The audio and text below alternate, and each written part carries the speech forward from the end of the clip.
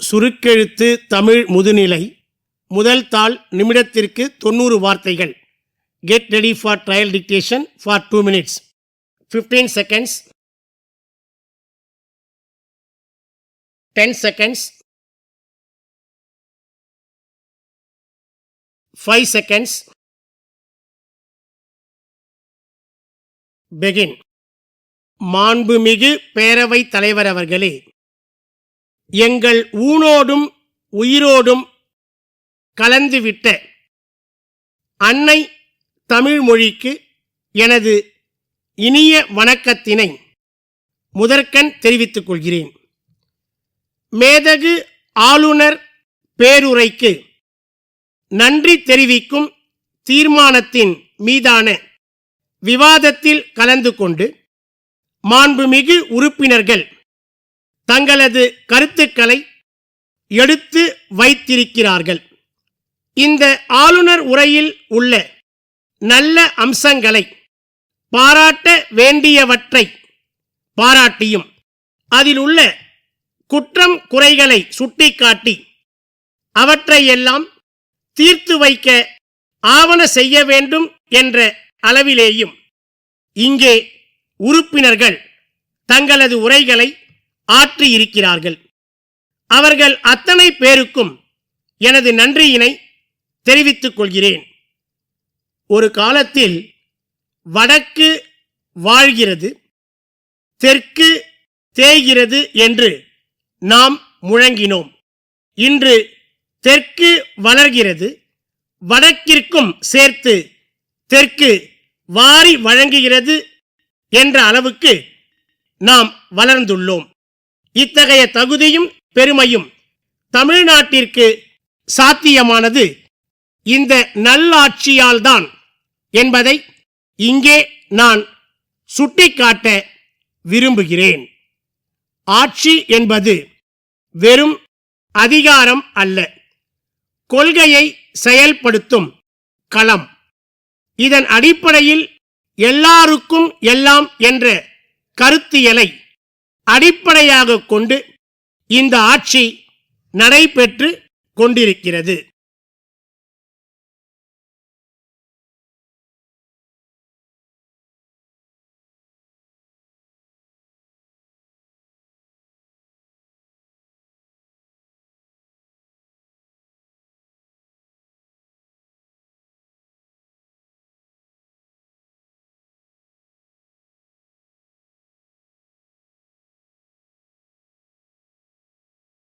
வினாத்தாளின் குறியீட்டு எண் 291. 291. படிக்கப்பட்டதை சுருக்கெழுத்தில் எழுதிக்கொண்டு சுருக்கெழுத்தில் எழுதிக்கொண்டதை அதற்கு நேரான விரிவெழுத்தில் எழுத வேண்டும். சுருக்கெழுத்து திறனுக்காக 10 மதிப்பெண்கள் ஒதுக்கப்பட்டுள்ளன. விரிவெழுத்தில் எழுதும் பொழுது கையெழுத்து தெளிவாக இருப்பதுடன் வரிகளுக்கிடையே உரிய இடைவெளி இருக்க வேண்டும். Get ready. 30 seconds.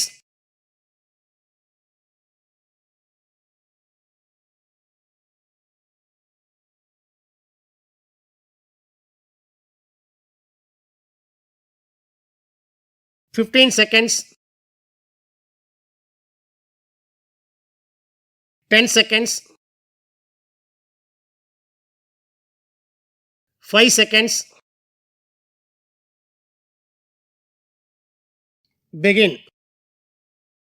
தலைவர் அவர்களே, கல்வி மானிய கோரிக்கையின் மீது என் கருத்துக்களை தெரிவித்துக் கொள்ள விரும்புகிறேன்.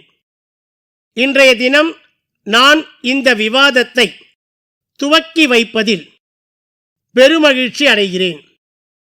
சாதாரண ஏழை எளிய மக்களும் நல்ல கல்வியறிவை பெற வேண்டுமென்று இந்த நாட்டிற்கு சுதந்திரம் வாங்கி தந்த மகாத்மா காந்தியடிகள் எண்ணினார்கள். அதற்கேற்ப பல திட்டங்களை தீட்டி கல்வித்துறையில் மறுமலர்ச்சியை ஏற்படுத்தி வரும் அரசிற்கு என்னுடைய பாராட்டுக்களை தெரிவித்துக் கொள்கிறேன். கல்வி வழங்குவது என்பது மிகவும் புனிதமான பணியாகும். சமுதாயம் நல்ல நிலைமைக்கு வளரவும் மக்கள் ஒழுக்கத்துடன் வாழவும் கல்வி வளர்ச்சி இன்றியமையாததாகும். இன்றைய சமுதாய மாற்றத்தில் படித்தவர்கள்தான் அதிகமான தவறுக்கு காரணமாக இருக்கிறார்கள் என்பதை வருத்தத்துடன் காண்கிறோம். இதற்கு காரணம் அவர்களுக்கு பண்பாடு என்பது இல்லாததுதான். இந்த நிலையை மாற்றிட சமுதாயம் நல்ல முறையில் மேம்பாடு அடைந்திட அறிவு கல்வியுடன் பண்பாட்டு கல்வியையும் வழங்க வேண்டியது நம்முடைய கடமை என்பதை குறிப்பிட விரும்புகிறேன். கல்லூரிகளில் தமிழ் பயிற்று மொழியாக படிக்கும் மாணவர்களுக்கு உதவித்தொகை வழங்கி வருகிறோம். இருப்பினும் அவர்கள் ஆங்கில பயிற்று மொழி வகுப்பிற்கு தான் ஆர்வமாக செல்கிறார்கள்.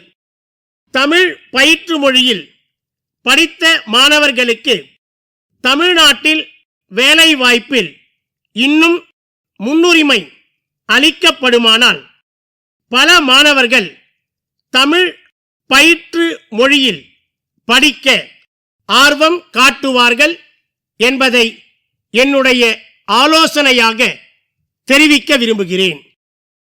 நூலகங்களுக்கு ஒதுக்கப்படும் நிதியில் பெருமளவு பணம் ஊழியர்களின் ஊதியத்திற்கே சரியாகி விடுகிறது என்ற நிலை இன்றைக்கு இருந்து வருகிறது.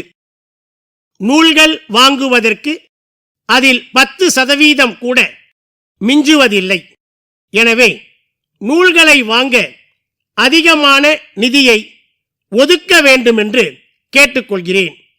அத்துடன் நல்ல நூல்களை தேர்வு செய்து அவற்றை நூலகங்களுக்கு வாங்க குழு ஒன்றை நியமித்து குழுவின் பரிந்துரைப்படி நூல்களை வாங்க வேண்டும் என்று கேட்டுக்கொள்கிறேன்.